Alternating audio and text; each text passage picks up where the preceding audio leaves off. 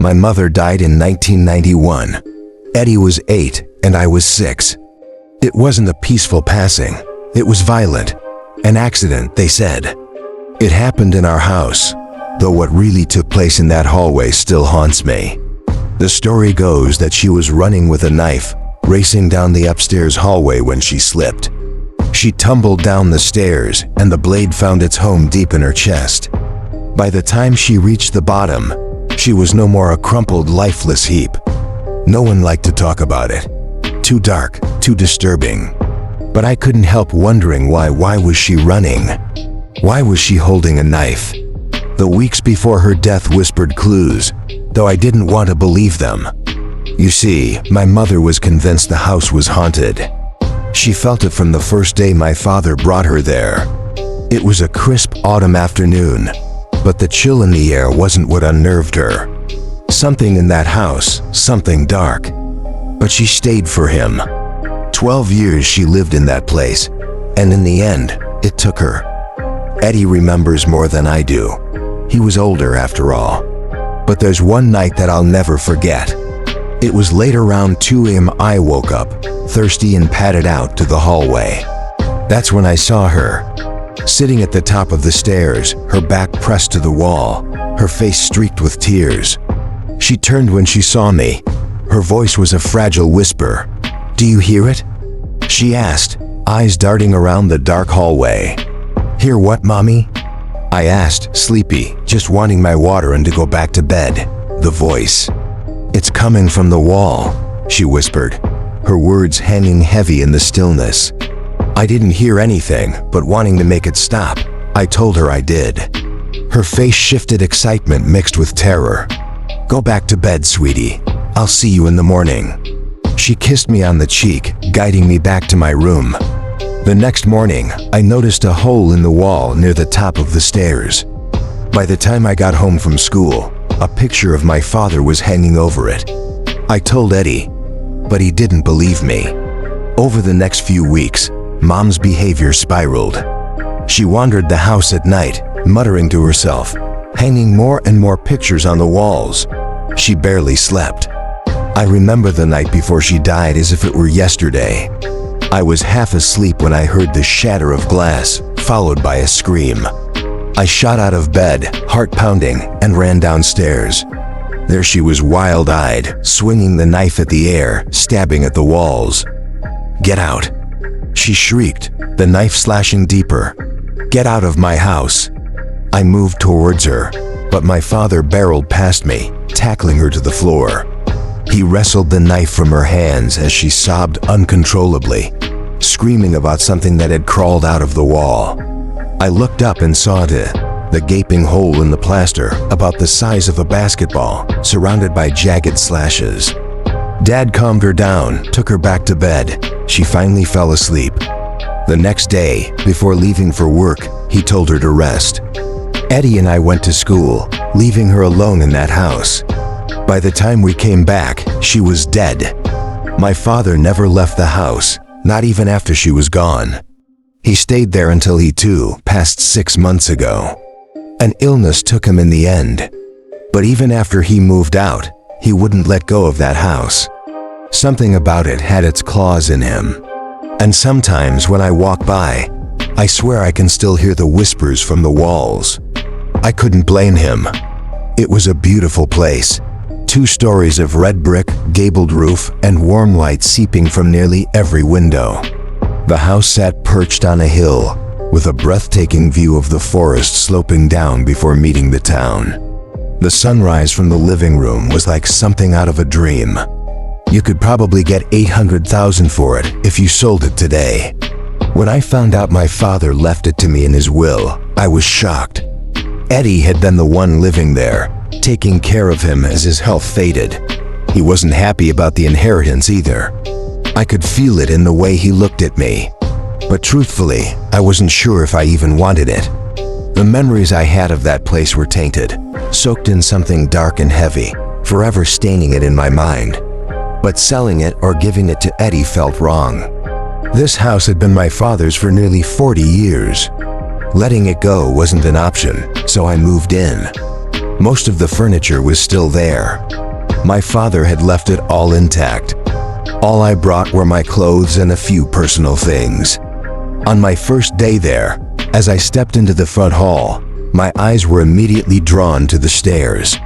The wood on the last few steps had been replaced, covering the spot where the accident happened. A large painting of a mist-shrouded mountain hung over the wall where the gaping hole once was. I spent the rest of the day unpacking, mentally preparing myself for life in that house. I had already taken care of the hard parts, moving unnecessary things into storage, giving spare keys to family and a few close friends. As the sun began to sink below the horizon, I wandered through the house, lost in memories of my 18 years spent living there. The pictures my mother had hung still lined the walls, their cold, silent eyes watching me as I passed. After a quick dinner, I headed upstairs to my old bedroom, now converted into a guest room. I slept there until I could set up a space of my own. But something woke me up in the middle of the night. My eyes snapped open, heart pounding, and I heard it, a sound faint and distant, seeping through the crack of my door. It was low, barely audible at first, like soft mumbling. My heart raced as my mind flung back to that night 26 years ago, the night I saw my mother at the top of the stairs. The sound grew louder, the unintelligible murmur swelling in intensity until it felt like it was rattling through my bones. It was like someone was screaming, muffled, as if gagged. I shot up out of bed, heart in my throat, and flung open the door to the hallway. The second the door opened, the sound stopped, just gone, like someone had flipped a switch. The hallway was empty, drenched in darkness and silence. I stood there, trembling, staring into the gloom. But there was nothing. I told myself it was just a bad dream. I was alone in the house. I had checked every door before going to bed. A few nights later, I invited Eddie over for dinner. We spent most of the time talking about Mom, Dad, and the house, reminiscing about how it had changed over the years. "Are you happy here, man?" he asked as he cut into his steak. "Yeah, I guess. It's lonely, but I get why Dad never wanted to leave. It's a beautiful place. So many memories."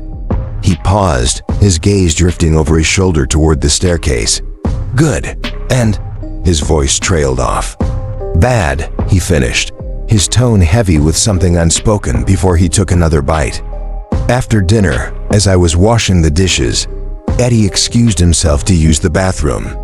The downstairs one was clogged, so I told him to use the one upstairs.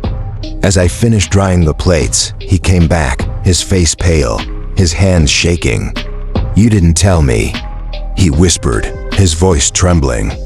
I froze. "What do you mean you had a friend over?" Eddie's words hit me like ice water. I almost dropped the dish I was holding. "What?" "Yeah, after I used the bathroom, I walked past Mom and Dad's old bedroom and saw someone lying in the bed." "Is it anyone I know?" I stammered, desperately trying to stay calm. I couldn't explain what he saw, but I didn't want to alarm him. Yeah, it's a friend from work.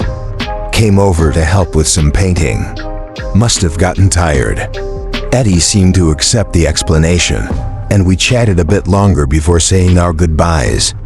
But as I closed the door behind him, the unease in my gut turned to full-blown dread.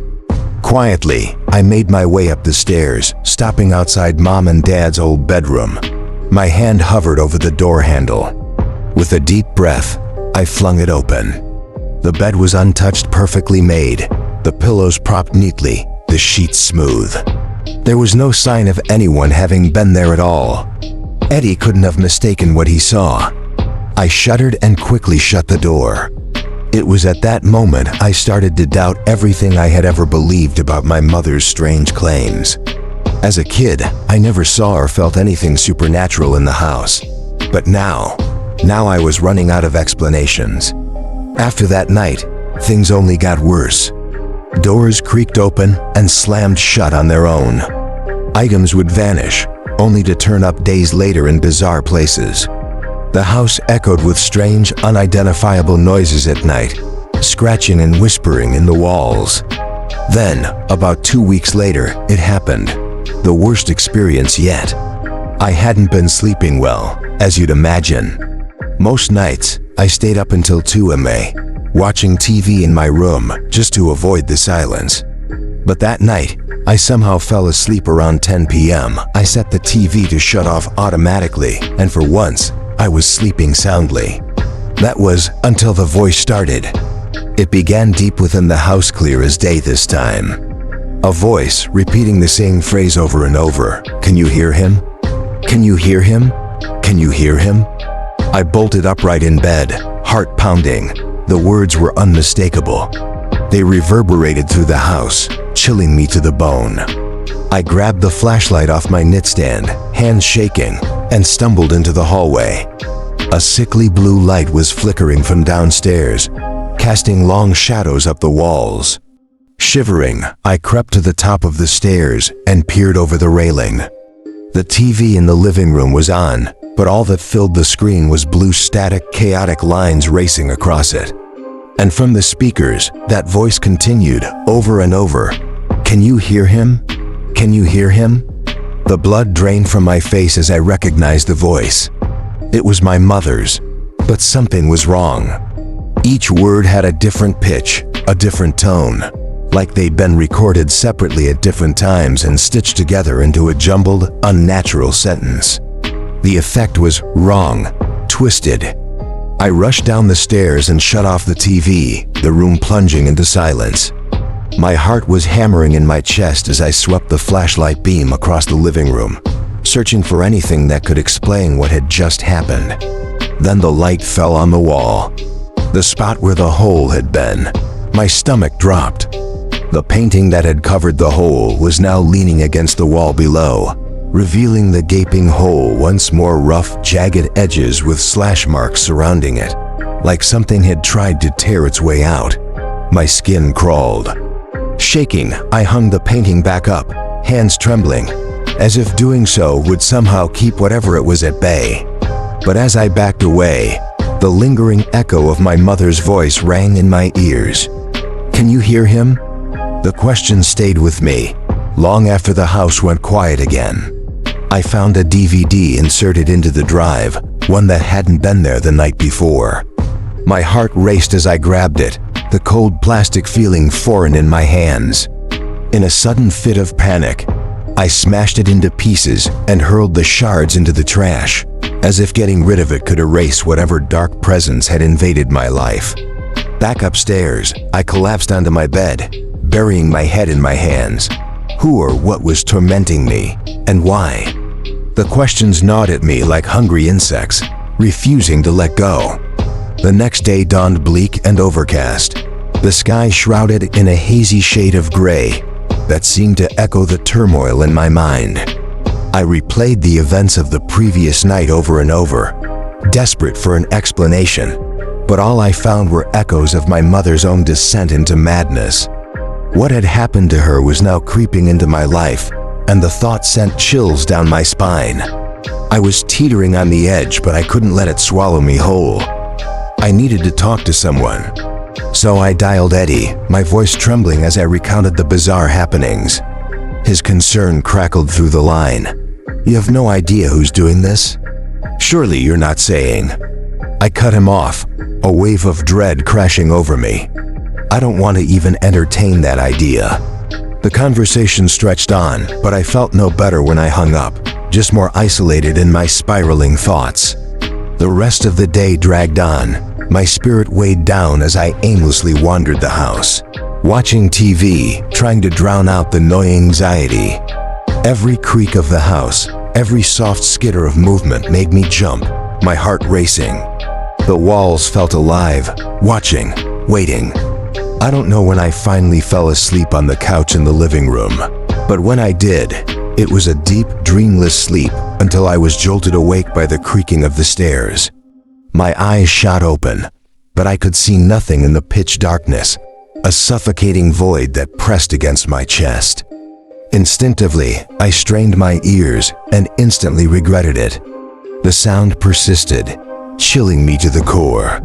For what felt like an eternity, I stood frozen, heart pounding, As the creaks of the stairs morphed into a heavy thumping noise, something was being dragged up from the depths of the house. The sound echoed through the silence, slow and deliberate, like a warning. I felt the hairs on the back of my neck stand on end, a primal fear coursing through me. I was no longer just an observer. I was a participant in a nightmare, and I couldn't shake the feeling that whatever was coming for me had been waiting all along. The beam from my flashlight flickered through the suffocating darkness, illuminating the room in frantic pulses. Then, just as suddenly as the light had pierced the gloom, it stopped. I lay there, heart pounding, for what felt like an eternity, trying to grasp the eerie stillness that enveloped me. But that fragile calm shattered with a deafening crash. I shot upright, fumbling for my phone, my fingers trembling as I activated the flashlight app. The beam cut through the shadows, landing on the living room carpet. A shattered picture of my father lay there, the glass glinting ominously in the dim light. My blood ran cold. I knew it had fallen from the landing above. Reluctantly, I shifted the beam upward, illuminating the space where the picture had hung. What I saw made my skin crawl. A figure was draped over the railing, its arms hanging down, limp and lifeless, dressed in black fabric that seemed to absorb the light, rendering it nearly invisible. Before I could process the sight, its head snapped around, revealing a ghastly white face marred by sunken black pits for eyes. That was all it took to send me into a panic. I sprang off the couch, my heart racing as I dashed into the kitchen, knocking over chairs and dishes in my frantic search for my car keys. The creaking of the stairs echoed above me, sending chills down my spine. I finally found the keys next to the sink, bolting out the garage door and diving into my car. I slammed the door shut, not bothering to wait for the garage door to fully rise before flooring it down the driveway. As I tore down the forest road, glancing back in horror, I caught a glimpse of the house sinking into darkness, a pale face staring at me from the living room window. My heart hammered in my chest, and I narrowly avoided sideswiping a red car parked too close to the road. With each passing moment, rational thought clawed its way back. Eddie had claimed he saw someone lying in the bed, but when I checked, it was untouched. The DVD in the player was something anyone could purchase, incapable of playing my mother's voice without sophisticated editing. And as far as I knew, only Eddie, Dad, and I were privy to her claims of the supernatural. Suddenly, everything clicked into place like a sinister puzzle. Eddie had wanted the house. His jealousy had been as clear as day during the reading of my father's will. The red car parked in the woods was unmistakable. It was Eddie's, the same one he'd had since he was 16. Fueled by rage, I turned the car around, heading back toward the house.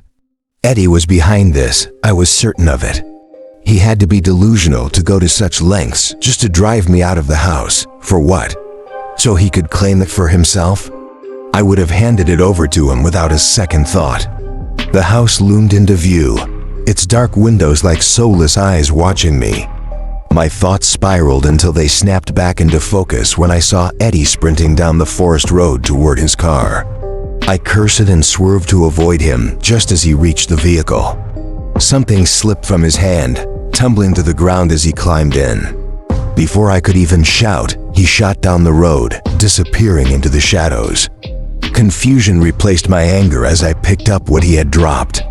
It was a grotesque mass, a lifeless prop, something straight from a Halloween store, rotting and repulsive.